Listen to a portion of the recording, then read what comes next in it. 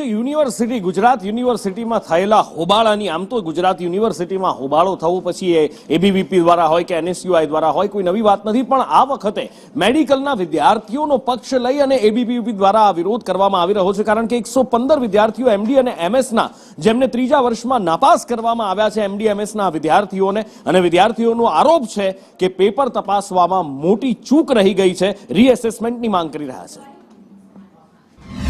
મારું પેપર પાછું એકવાર રીએસેસ કરવામાં આવે, એટલે ફરીથી એકવાર ચેક કરવામાં આવે કે ક્યાંક ને ક્યાંક ભૂલ થઈ છે. એ 7 દિવસ અગાઉ અમે આવેદનપત્ર આપેલો, પણ યુનિવર્સિટી તરફથી હજી સુધી એનો કાંઈ રિસ્પોન્સ આવેલો નથી.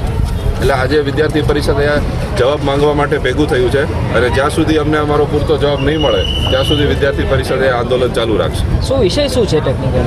વિષય એ છે કે જેટલા છોકરાઓ ફેલ થયા છે એમની એ માંગ છે કે અત્યાર સુધી પેપર ફિઝિકલી ચેક થતા હતા. વિદ્યાર્થી પરિષદમાંથી રજૂઆત હતી, વિદ્યાર્થી સંગઠનની રજૂઆત હતી કે તેઓનું રીએસેસમેન્ટ કરવામાં